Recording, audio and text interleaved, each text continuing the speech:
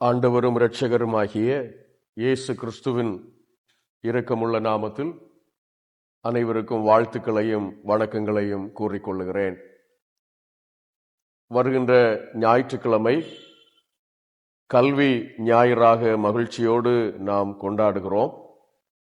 ஆகவே திருச்சபையின் திருப்பணியாக கல்வி பணி என்கிற ஒரு உண்மையான ஒரு தலைப்போடு நாம் நம்முடைய சிந்தனையை செய்வது அது சிறப்பாக அமையும். Education as a ministry of the church. இதற்கு தியான வசனமாய் சங்கீதங்களின் புஸ்தகம் 119வது சங்கீதம் 45வது சங்கீத பகுதி.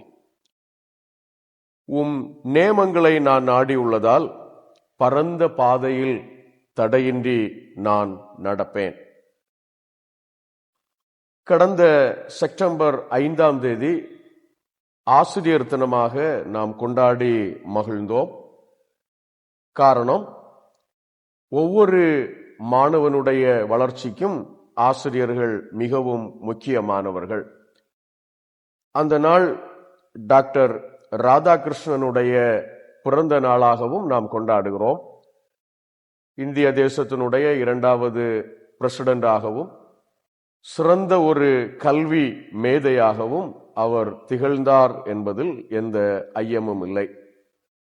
கற்றலும் கல்வியும் வாழ்வோடு மிக தொடர்புடையதாகவும் மனித உள்ளங்களையும் வாழ்வுகளையும் வளப்படுத்துகிறதாயும் காணப்படுகிறது என்பதை நாம் அறிந்திருக்கிறோம். இந்த கல்வி ஞாயிறுக்கு ஒரு மிக முக்கியத்துவம் ஒன்று உண்டு. ஒரு மொழி ஒன்றை சொல்லுவார்கள், a child without education is like a bird without wings. கல்வி இல்லாத குழந்தைகள் இறக்கை இல்லாத பறவைகள் என்று சொல்லுவார்கள். ஆகவே கல்வியும் கற்றலும் வாழ்வோடு தொடர்புடைய ஒரு மேலான ஒரு செயலுக்கு நேராக நம்மை நடத்துகிறது என்பதை நாம் அறிவோம். எனவே இந்த கல்வி திருப்பணியை திருச்சபை மிகவும் முக்கியப்படுத்தி விசுவாசிகளோடு அந்த பணியை செயல்படுத்த நம் அனைவரையும் அது அழைப்பு விடுகின்றது. அப்போஸ்தலருடைய நடபடிகள் 2வது அதிகாரம் 42வது வசனத்தில் வருகின்ற ஒரு பதம் த டீச்சிங், அதாவது போதனை. ஆதி திருச்சபையில் போதனைகளோடு தொடர்புடைய ஒரு மேலான ஒரு உண்மை ஒன்று இருந்தது. போதிப்பதை தெளிவாக மக்களுக்கு போதித்து, போதித்தலில் இருக்கிற காரியங்களை த பிராக்டிஸ் அண்ட் டியூட்டி, அவர்கள் அதை வாழ்வோடு தொடர்புபடுத்தி பணியோடு அதை செயல்படுத்த வேண்டும் என்கிற ஒரு உண்மையையும் ஆதி திருச்சபையிலிருந்து தெளிவாக அவர்கள் மக்களுக்கு சொல்லிக் கொடுத்தார்கள். நாம் படித்த இந்த தியான வசனத்தில் உன் நேமங்களை நான் நாடி உள்ளதால் பரந்த பாதையிலே தடையின்றி நான் நடப்பேன். அதாவது என்னுடைய பாதை மிகவும் பரந்ததாயிருந்தாலும் எந்த ஒரு கஷ்டமுமின்றி சிரமமின்றி நான் நடப்பேன், ஆண்டவருக்குள்ளாக நான் பலப்படுவேன் என்று சங்கீதக்காரனாகிய தாவீது மிகவும் பயபக்தியோடு அந்த பாடலை பாடுகின்றதை நாம் காண்கின்றோம். ஆகையால் திருச்சபையில் மக்களுக்கு சொல்லப்படுகின்ற கல்வி பணி கர்த்தரோடு இணைந்து விசுவாச வாழ்க்கையில் நடக்கவும், விசுவாசிகளை ஒருமித்த ஒரு அன்பிலே இணைத்து பலப்படுத்தவும், திருமறையினுடைய மேலான உண்மையாகிய ஹியூமானிட்டி, அதாவது ஒரு நேயத்தோடு மக்களை வாழவும் இந்த திருமறையின் திருப்பணியாகிய கல்வி பணி நமக்கு சொல்லி தருகிறது என்பதை நாம் மிக மிக ஆழமாக புரிந்து கொள்ள வேண்டும். இந்த காலை வேளையில் இதை மையமாக வைத்து 3 கருத்துக்களை 3 திருமறை பகுதியிலிருந்து நான் உங்களுக்கு பேசலாம் என்று ஆசிக்கின்றேன். 1வது காரியம், education ministry calls us to constructing our faith. நெகமியா 8ஆம் அதிகாரம் 1 முதல் 8 வரை அடங்கிய வசனங்கள். இரண்டாவது, education ministry instructs us to unite with everyone. கல்வி திருப்பணி அனைவரோடும் ஒன்றித்து துணை நிற்க உதவி புரிகிறது. அப்போஸ்தலருடைய நடபடிகள் 18வது அதிகாரம் 24 முதல் 28 வரையிலும். மூன்றாவதாக, the education ministry reminds us to be humane. கல்வி திருப்பணி மனித நேயத்துடன் வாழ நினைப்பூட்டுகிறது. மத்தேயு 5வது அதிகாரம் 1 முதல் 12 வசனங்கள். இந்த 3 பகுதிகளிலும் அடங்கி இருக்கின்ற உள்ளான அர்த்தங்களை நாம் தியானம் செய்து திருச்சபையின் திருப்பணியாகிய கல்வி பணி மிக நன்மைக்குரியதாய் அமைய ஆண்டவர் நமக்கு அருள் செய்யட்டும். முதலாவது, கல்வி திருப்பணி விசுவாசத்தை புதுப்பிக்கும்படியாய் நம்மை அழைக்கின்றது. நெகேமியா 8வது அதிகாரம் 1 முதல் 8 வரை உள்ள வசனங்கள். நெகேமியா 8வது வசனத்தை நான் படிக்கிறேன். மக்களுக்கு புரியும்படி தெளிவாகவும் பொருளோடும் கடவுளின் திருச்சட்டத்தை உரக்க வாசித்தார்கள். ஆதலால் மக்களும் வாசிக்கப்பட்டதின் பொருளை புரிந்து கொண்டார்கள். இதனுடைய பின்னணியை நாம் அறிவோம். பாபிலோனிய நாடு கடத்தலுக்கு பிற்பாடு ஒரு மிகப்பெரிய மக்கள் கூட்டம் அங்கிருந்து திரும்பி வருகிறது. எஸ்ரா அதற்கு தலைவராக இருக்கிறார். இந்த எஸ்ரா மோசேயினுடைய சட்ட புஸ்தகத்தில் மிகவும் கை தேர்ந்தவராகவும் நிபுணராகவும் காணப்பட்டார் என்பதை நாம் அறிகிறோம். எஸ்ரா 7வது அதிகாரம் 6வது வசனம், 11, 12 ஆகிய வசனங்களை படிக்கிற போது எஸ்ராவினுடைய நிபுணத்துவத்தை நாம் அறிந்து கொள்ளுகிறோம். இஸ்ரவேல் மக்களும் இந்த சட்டத்தை அவர்கள் அறிந்திருந்தார்கள். ஆனால் பாபிலோனில் வாழ்ந்த போது இவர்கள் அதை படிப்பதிலும் பின்பற்றுவதிலும் தவறிவிட்டனர். முக்கியமாக அதை தலைமுறைகளுக்கு கற்பிப்பதிலே அவர்கள் தவறிவிட்டார்கள். எனவே எஸ்ரா மீண்டுமாக அவர்களை அழைத்து, நீங்கள் அறிந்திருந்த மோசேயின் சட்ட புத்தகங்களில் இருக்கிற உண்மைகளை மீண்டும் படிக்க வேண்டும், மீண்டும் பின்பற்ற வேண்டும், மட்டுமல்ல உங்கள் தலைமுறைகளுக்கு கற்பிப்பதிலும் நீங்கள் சிறந்து விளங்க வேண்டும்.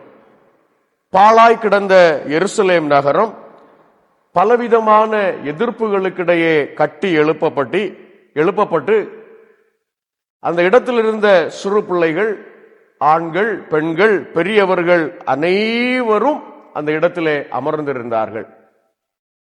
சட்ட புத்தகம் அவர்களுக்கு முன்பாக கொண்டு வந்தது.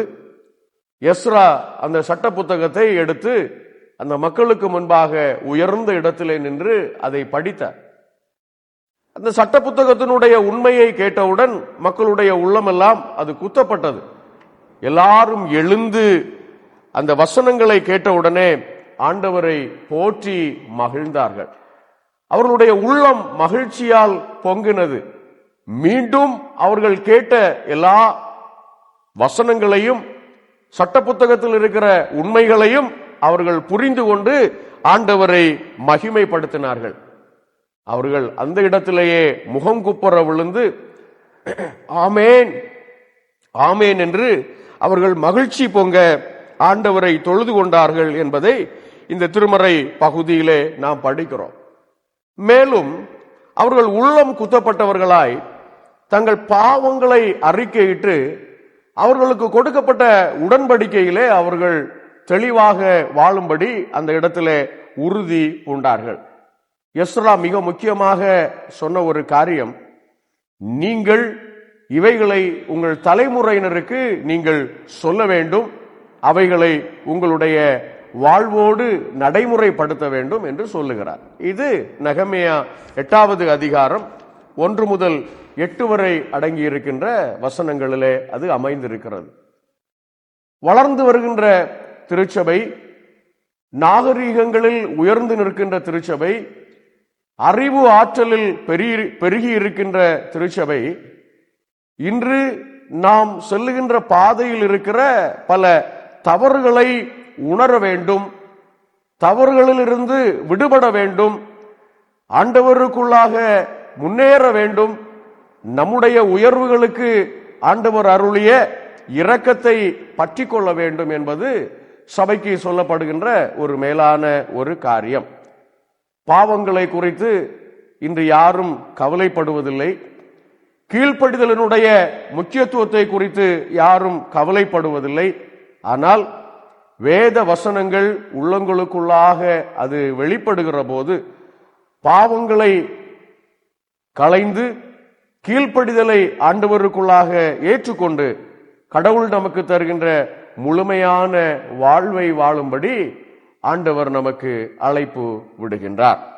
இரண்டாவதாக, கல்வி திருப்பணி அனைவரோடும் ஒன்றித்து நிற்க நமக்கு துணை புரிகிறது. அப்போஸ்தலருடைய நடபடிகள் 18வது அதிகாரம் 24 முதல் 28 வரை உள்ள வசனங்களை நீங்கள் திருப்பி பார்க்கிற பொழுது ஒரு மிகப்பெரிய வழிகாட்டுதல் நமக்கு இந்த இடத்திலே சொல்லப்படுகிறது. ஒரு வசனத்தை நான் படிக்கிறேன். அப்போஸ்தலர் 18:26 பிந்திய பகுதி.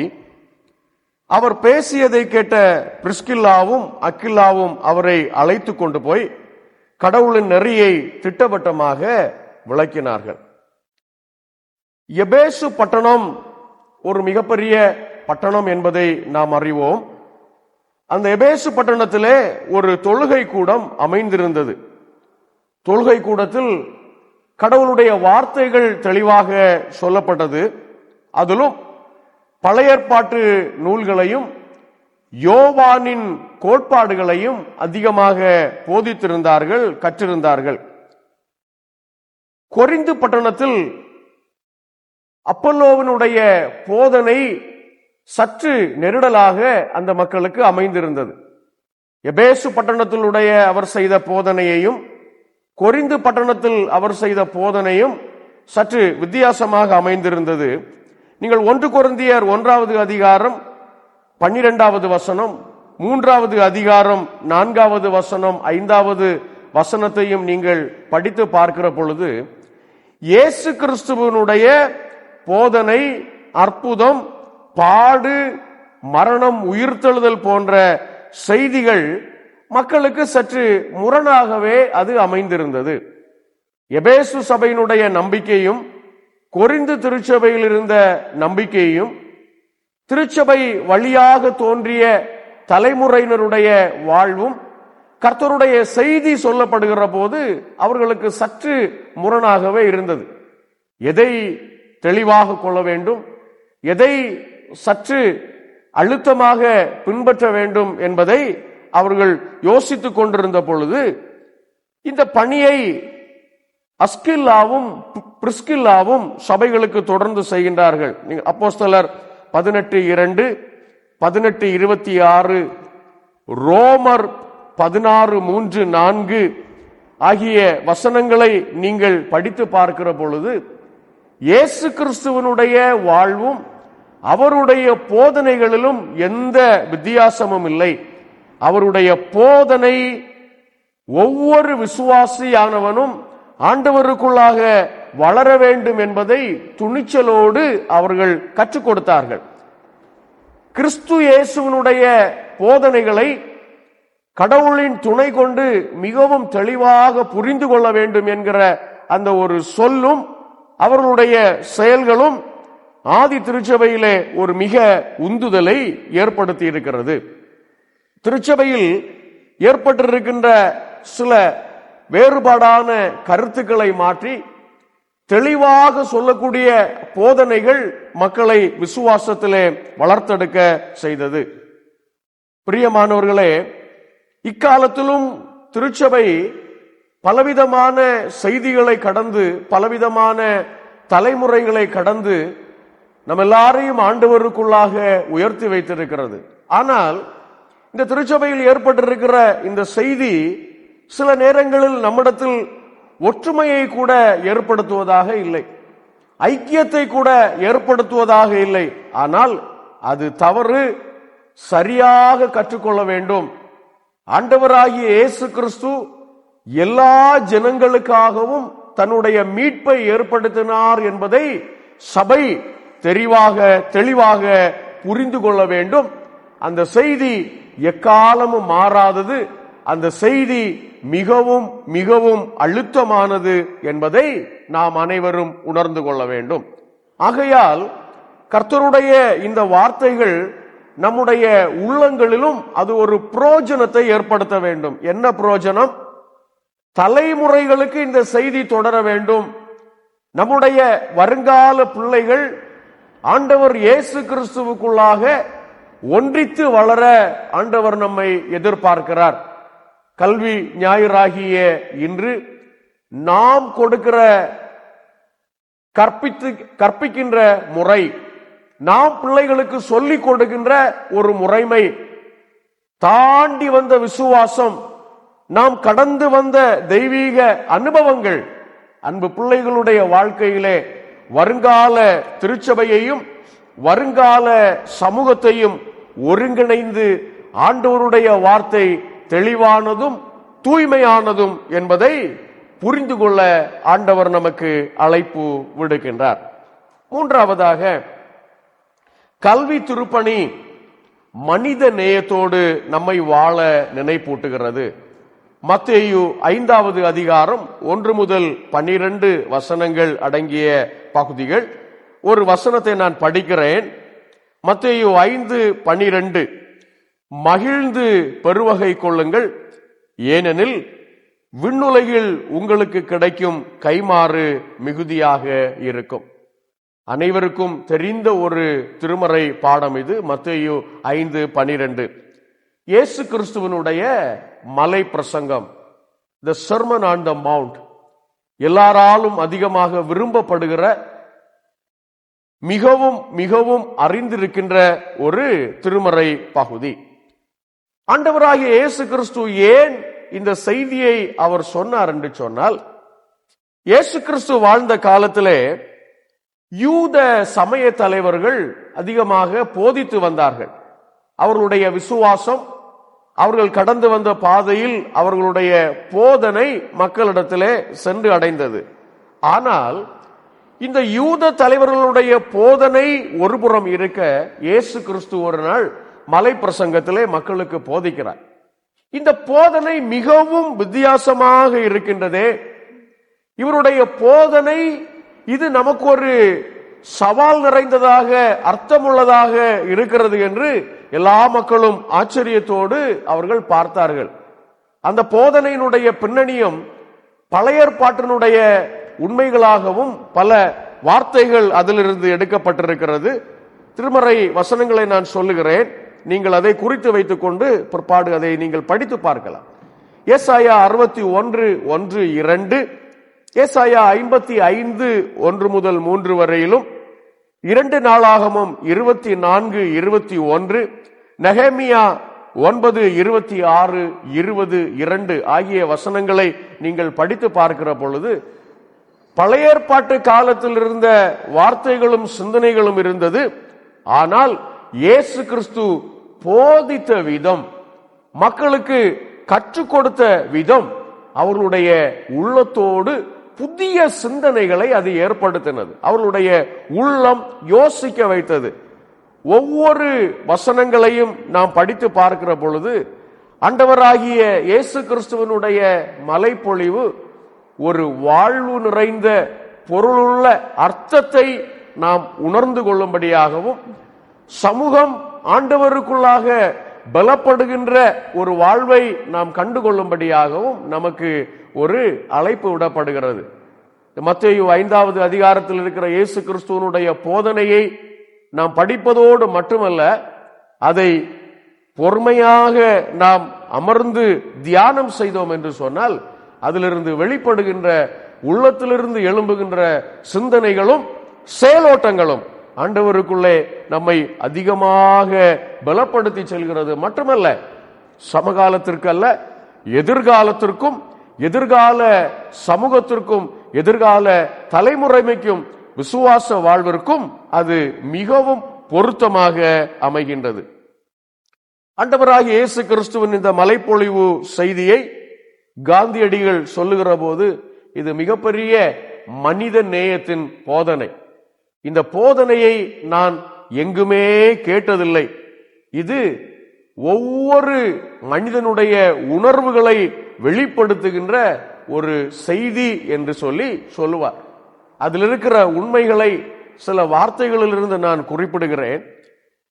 இந்த பூமியில் நான் வாழுகிற போது நேர்மையையும் அன்பையும் இரக்கத்தையும் கரிசனையையும் எல்லாவற்றிற்கும் மேலாக பணிவிடைகள் என்ற உயர்ந்த சிந்தனையோடு சமத்துவம் என்கிற ஒரு மேலான பார்வையோடு நம்முடைய லட்சியங்களை செயல்படுத்த ஆண்டவர் மலைப்பொழிவின் மூலமாக நமக்கு இந்த காலை வேளையிலே நம்மை அவர் பலப்படுத்தும்படி அவர் நமக்கு அழைப்பு விடுகிறார். இந்த உலகத்தில் மனிதனுடைய மதிப்பீடுகள் பொருளாதாரங்களில் அல்ல, மனிதனுடைய மதிப்பீடுகள் தங்களுக்கு இருக்கின்ற ஐஸ்வர்யமான செயல்பாடுகளில் அல்ல, மாறாக ஆண்டவர் இயேசு கிறிஸ்துவுக்குள்ளாக நான் வாழுகின்ற ஒரு அன்பு, அதிலே வெளிப்படுகின்ற இரக்கம், அதிலே வெளிப்படுகின்ற கரிசனை இவைகளில் அமைந்திருக்கிறது என்பதை நாம் புரிந்து கொள்ள வேண்டும். ஆன்மீக சிந்தனைகள், அதாவது ஆன்மீக சிந்தனைகளில் இருக்கிற செயல்பாடுகளாகிய விசுவாசம், தெய்வீக அனுபவங்கள், இவைகளை விட அதிலே இன்னும் பொதிந்திருக்கின்ற அனுபவங்கள் அதிகமாக நமக்கு வேண்டும். அதுவே மனுக்குலம் சிறப்பாக பயணம் செய்வதற்கு உந்துதலாகவும் உதவியாகவும் அமையும் என்பதை திருமறை வசனங்களிலிருந்து நான் சொல்லுகிறேன். ஜான் வெஸ்லி என்று சொல்லுகின்ற ஒரு மிகப்பெரிய மனிதர் சொல்லுகிற போது, ஆண்டவராகிய இயேசு கிறிஸ்துவனுடைய இந்த செய்தி மனுக்குலத்தின் புயல் போன்ற உணர்வுகளை கட்டுப்படுத்துகின்றதையும் கொந்தளிப்புகளை அமைதிப்படுத்துகின்ற செய்தியாகவும் ஒருவருக்கொருவர் சமாதானமாய் வாழ வழிவகை செய்கிறது என்று மிக தெளிவாக கூறுகிறார். உணர்வுகளை கட்டுப்படுத்தி கொந்தளிப்புகளை அமைதிப்படுத்தி சமாதானமாய் வாழ்வதற்கு இயேசு கிறிஸ்துவனுடைய மலை பிரசங்கம் நமக்கு உதவியாய் அமைகிறது. பிரியமானவர்களே, கல்வி திருப்பணியாகிய ஞாயிறு நம்முடைய உள்ளங்களுக்கு ஒரு புதிய சிந்தனையை ஆண்டவருக்குள்ளாக ஏற்படுத்த வேண்டும். ஒரு புதிய தெய்வீக அனுபவத்தை நமக்குள்ளே ஏற்படுத்த வேண்டும். நான் சொல்லிய 3 கருத்துக்களும் நமக்கு கொடுக்கப்பட்ட 3 திருமறை பகுதிகளிலிருந்து சொல்லப்பட்ட காரியங்கள். அவைகளில் திருச்சபையையும் வருங்கால தலைமுறையையும் நாம் வழிநடத்துவோம். வருங்கால தலைமுறை கல்வி திருப்பணியின் மூலமாய் திருச்சபையின் திருப்பணிகளையும் சமூகத்தோடு நம்முடைய திருச்சபையின் ஆன்மீக பயணங்களையும் சிறப்பாக செய்ய ஆண்டவர் நமக்கு அருள் புரிந்து கிருபையாய் நம்மை வழிநடத்தி பாதுகாப்பாராக. ஆமென். ஜெபிப்போம். நல்ல கடவுளே, நீர் எங்களுக்கு தந்திருக்கிற நல்ல ஞானத்திற்காக உமக்கு ஸ்தோத்திரம். எங்கள் தலைமுறைகள் கற்றுக்கொண்டு ஆண்டவரோடு இணைத்து நடப்பதற்கு நீர் கிருபை செய்யும்படியாக ஜெபிக்கிறோம். நாங்கள் கற்றுக்கொண்ட வசனங்கள் எங்கள் வாழ்க்கையிலே ஒரு புதிய நம்பிக்கையையும் எதிர்கால சமூகத்திற்கு ஒரு வாழ்வு கொடுக்கிறதாக அமையட்டும். எங்களுடைய ஆசிரியர்களை நினைவு கூர்ந்து நாங்கள் நன்றியோடு ஜெபிக்கிறோம். திருச்சபையின் விசுவாசத்தை எங்களுக்கு மிகவும் அழுத்தமாய் சொல்லித்தந்த எங்கள் முன்னோர்களை நினைத்து ஆண்டவருக்கு ஸ்தோத்திரம் ஏறெடுக்கிறோம். தெய்வீக பிரசன்னமும் சமாதானமும் தொடர்ந்து எங்களோடு தங்கி இருக்கட்டும். உம்முடைய சத்தியங்கள் எங்களை பரிசுத்தமான பாதையிலே வழி நடத்தட்டும். இயேசு கிறிஸ்துவின் நாமத்தில் மன்றாடுகிறோம். ஜெபமேற்றுக் கொள்ளும் இரக்கமுள்ள தந்தையே, ஆமென்.